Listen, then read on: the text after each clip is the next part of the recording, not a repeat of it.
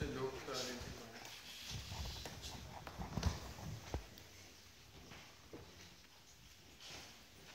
Kære alle sammen, af hjertet tak, fordi I er kommet her i aften. Men først og fremmest af hjertet tak, fordi I har ydet mig den støtte, som I har ydet mig. I hvert fald mange af jer. Jeg ved godt, der er nogle artister iblandt jer, men I skal også være velkomne. Tak fordi I har ydet mig den støtte gennem den seneste valgkamp. En særlig tak til de af jer, der har hængt mine valgplakater op. Det kan lyde en lille smule banalt, men det man skal vide, det er ikke banalt at hænge ca. 7.500 valgplakater op rundt omkring København. Vi har arbejdet utrolig hårdt fysisk, og det er nok i virkeligheden lidt en tilsnigelse i det, jeg siger vi, fordi det er nok mestendels I, der har gjort det, eftersom jeg mestendels har gået rundt om hjørnet og sådan ligesom præsenteret, at jeg har plakater op et andet sted i Gentofte, og så har jeg fået en Campari Soda et eller andet sted på en beværtning. Men I skal vide, at min tak til jer er meget, meget dybfølt, og jeg har været meget, meget rørt og meget, meget bevæget over den støtte, I har ydet mig, både i gerning, men også i ord og også ved at være her i aften. Det der med støtte, ved vi jo ikke helt, hvor meget jeg har af i den danske befolkning. Det er vanskeligt at holde denne tale. Det er vanskeligt ikke at vide, om jeg har købt eller solgt. Jeg hører fra nogle af mine unge mennesker, at de britiske bookmaker vurderer mine chancer for at komme i Folketinget og redde det konservative Folkeparti til at være ca. 40%. De skal så også have en lille avance til de der sidegadevekselerer. Så måske er det i virkeligheden lidt højere, men det er der omkring, det ligger. Jeg ved ikke, om jeg i morgen er medlem af det konservative Folkeparti i Folketinget. Og hvis det skal være, så er der sikkert også nogen, der spekulerer over, i hvilket omfang jeg overhovedet er medlem af det konservative Folkeparti i morgen. Det må vægtige herrer og herren måske i særdeleshed afgøre. Men hvorom alting er, så er det en meget, meget stor fornøjelse at stå her i aften på Bernstorff Slot og ligesom have råd til at byde jer ind. Og i så henseende vil jeg gerne centrere min tale omkring dette at have råd, fordi det er for mig at se forenligt med den konservative tanke. Det er at have råd. Se, dette kan udlægges på flere forskellige måder. Som konservativ har man råd, det vil sige, man har råd til, hvilken vej man skal gå i livet. Man har et godt råd til yngre mennesker, og lad os være ærlige at sige, at mange af jer, der er her i aften, er jo unge mennesker. Og det diskvalificerer jeg på ingen måde, start tværtimod. Men at være konservativ er at have råd. Det vil også sige, at man påtager sig det ansvar, der er forbundet med at give råd. Dengang jeg var dreng, jeg var født i 1977, der havde vi ikke altid råd. Det galt økonomisk. Hvis nogen skulle være i tvivl, så står jeg her på Bernstorff Slot med Dannebrog og lysekroner og valgplakater og en fantastisk kæreste, der ligner Mata Hari. Så det går godt, men dengang jeg var dreng, der opvoksede jeg på Nørrebro i København, der har aldrig været nogen hemmelighed. Og det skal vi ikke tude over, det skal vi ikke pide over, men der var ikke altid råd. Og ydermere så tilhører jeg også en generation, for hvem der aldrig var gode råd at give, fordi det, der var centralt for min generation, det var, at det var en verden, hvor der ikke blev givet gode råd, fordi alting var man selv bestemme. Det var en verden, hvor det var vanskeligt at være lille, fordi der var ikke nogen, der ville være de voksne, der var ikke nogen, der ville være de store, og fortælle en om verden. Sidenhen fik jeg et liv, for hvilket jeg er meget, meget taknemmelig. Jeg fik et godt liv i al beskedenhed. Og hvis det skal være, så tog jeg mig nok også et godt liv, fordi meget ofte er det sådan her i tilværelsen, at man tager mere, end man får. Og lad det være en opfordring til de unge mennesker, der er til stede her i salen i aften. Men hvor alting er, så fik jeg et godt liv. Og sidenhen erfarede jeg så, navnlig her i den seneste del af mit liv, at en ting var, at det var vanskeligt at være lille i Danmark, fordi der ikke var nogen store, der ville rådgive en. Men jeg erfarede også, at det var også vanskeligt måske at prøve at blive stor, fordi man ikke måtte rådgive andre om, hvordan og hvorledes. Og den konservative tanke er for mig at sige at have råd. Det vil sige at have gode råd til yngre mennesker. Det vil også sige at have råd til at lege Bernstorff Slot. Det har også fået en god pris, og tak til arrangørerne i øvrigt. Men alt andet lige, at være konservativ er at have råd.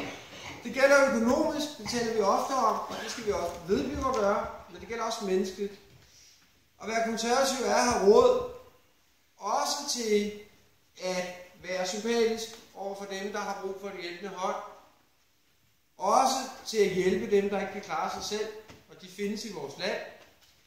De findes måske ikke helt i det omfang, som man ofte kunne gå og tro, men de findes. Og derfor skal vi også passe på, at vi ikke fastholder den polemik, der tilsiger os, at sondre imellem dem, der bare nasser, og dem, der godt kan klare sig selv, osv. osv. Jeg vil til min død fastholde, at der er mennesker i dette land, der ikke kan klare sig selv. Og så har vi som konservative råd til disse mennesker. Det vil være så filosofisk, økonomisk eller på anden vis. Vi er et parti, eller I er, eller nu må vi se, om jeg er medlem i morgen, men vi er et parti, som netop har råd. Vi er et favnende parti. Vi er et parti, der er for Danmark. Hvis der er nogen, der yber kiv for nu at blive en lidt sådan åndelig terminologi med Danmark, ved vores kristendom, ved vores fædreland, så får de med mig at bestemme. Ja. Så. Men jeg vil også gerne anholde, at der er en kronologisk rækkefølge, i hvilken disse pointer skal opregnes. Og det vil sige, at jeg står her i aften som kristen, men ikke nødvendigvis som anti-islamist. Hvis der er nogen, der kommer og byder min kristendom til trods, så får de med mig at bestemme. Men der er en væsentlig rækkefølge, i hvilken man opregner disse dyder. Der er en væsentlig kronologi, som vi skal fastholde. Jeg er for Danmark. Jeg er ikke nødvendigvis imod Sverige. Og sådan er det. Vi skal definere os selv positivt. Vi skal definere os selv og være stolte af alt det, vi kan. Og vi skal passe på, at vi går på denne her linedanser, mellem de to største trusler mod vort fædreland, som er henholdsvis fremmedhed og selvhed. Mod den kulturradikale selvhed, og mod det fremmedhed, som nogen gerne håber, bliver forenet med vores identitet. Det vil jeg virke for, at det ikke gør, dersom at den danske befolkning har valgt mig ind i morgen. Det ved jeg ikke, om de har, og således er gode råd dyre. Men det eneste, vi kan gøre, er at bede til vor Herre. Jeg skal også præcisere, at Danmark er et kristent land, og det vil vi vedblive at gøre og være. Og så er der ikke andet tilbage at sige end, det går ikke godt for det konservative Folkeparti, det er jeg ked af. Det kunne det have gjort. Men det er et parti, der er lukket omkring sig selv. Det er et parti, der er bange for at optage kræfter, fordi det er begrædeligt, at et parti, der er blevet forenet med svaghed. Og det er et parti, der er blevet forenet, hvis identitet er blevet forenet med svaghed.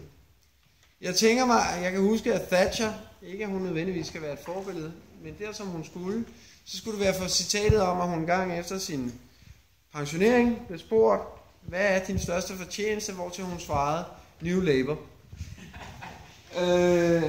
Skulle man spørge Socialdemokratiet på en aften som i aften, hvor det alting tyder på, at de har tabt valget, hvad deres største fortjeneste er, så må svaret være det konservative Folkeparti, og det skal jeg virkelig begræde, men det må vi jo medgive.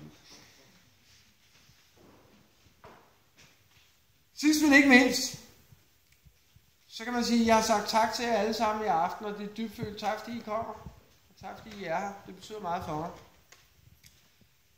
Der er 2 mennesker, jeg gerne vil fremhæve. Jeg vil navnlig gerne fremhæve min assistent, min kampagneleder, Kasper Gruber, som er her et eller andet sted. Jeg har set, at sætte ham ud på en eller anden opgave, fordi jeg rundt sig hele tiden med ham. Kasper? Skål for Kasper Gruber!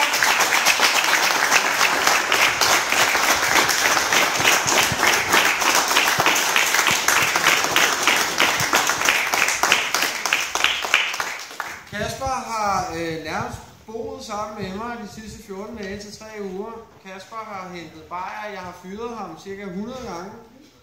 Jeg har været dybt urimelig over for dig, Kasper. Du har været en ven i nøden. Du har været dygtig, fordi noget af det, vi jo ofte glemmer i Det Konservative Folkeparti, det er, at vi honorerer ikke kun den gode vilje. Man skal jo også honorere den gode evne. Det kunne partiet måske lære noget af. Men du har både haft den gode vilje og den gode evne, og jeg er dybt beæret over at have ladet dig kende. Og jeg er meget, meget taknemmelig for den fuldstændig grotesk perfekte assistance, du har ydet mig. Og jeg har bedt dig meget, men hold kæft, du har leveret endnu mere. Så tak til dig, Kasper. Og vi må se, om ikke vi kan finde dig en transportministerpost eller et eller andet. Ydermere vil jeg gerne sige tak til Emil, der står her. Emil Lundbo. Yndal Lundbo. Er det sammen?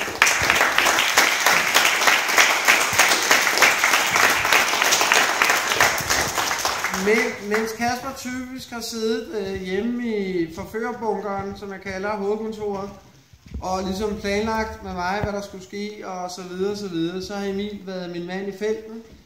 Emil, hvor mange af mine valgplakater har du hængt op cirka? Ja. Og nu skal du ud her lige om lidt og pille dem ned igen. Emil har været en arbejdsmand af en, som gør Mathias Tesfaye til kapitalist ved sammenligning. Emil har koordineret, men også bare virket og sovet meget, meget lidt. Og været fuldstændig fantastisk. Og Emil, tusind tak. Jeg ved godt, at jeg har råbt af jer begge to den seneste tid. Det håber jeg ikke, jeg får lejlighed til at gøre igen. Men jeg skylder jer en meget, meget stor tak. Og lad den hermed være udtrykt. Når jeg fremhæver netop jer to, så er det jo ikke fordi der er mange andre mennesker også. Carsten Sejndal står der med Butterfly Pibe og Brune og så videre, så videre. Der er mange mennesker, jeg burde takke individuelt.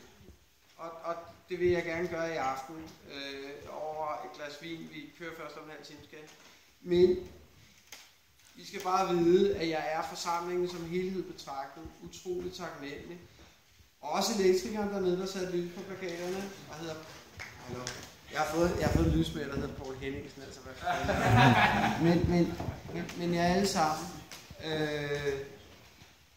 Vi ved ikke, om jeg kommer ind. Jeg ved det sgu heller ikke. Men jeg ved i hvert fald, at vi har kæmpet bravt, og vi har kæmpet enormt meget bravt.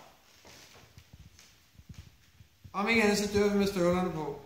Og så kan vi altid være stolte af os selv, fordi vi har prøvet at genskabe et anstændigt, ordentligt, traditionelt, konservativt folkeparti, der værner om vores værdier, men værdier er sådan et dejligt diffust ord, og derfor kunne jeg godt tænke mig at bringe en lidt langhåret og måske venstreorienteret begreb ind, der også værner om vores fællesskab her til lands. Og det er en værdi, der er ved at glide sig henne, og det er også derfor, jeg er meget kraftigt vil advare mod den her ungdomshype med lidt irriterende udtryk, der egentlig ikke burde indgå i en tale som denne.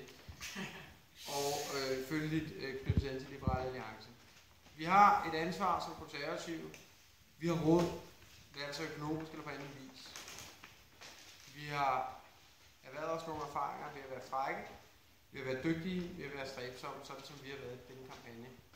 Og hvad frækhed angår, jeg selv måske nok i sin tid. Så det sidste ord herfra skal være et rigtig, rigtig dybfølt tak. Og så, nu skal det jo ikke blive alt for majestætisk. Det er der jo folk, der er mere kompetent til end jeg, men jeg kunne da godt finde på at sige, at nu må vi håbe, at det går nogenlunde. Det ser ud til, at vi får en borgerlig regering. Og Gud bevare Danmark, hvis ikke jeg får lejlighed at se. Jeg er der tak.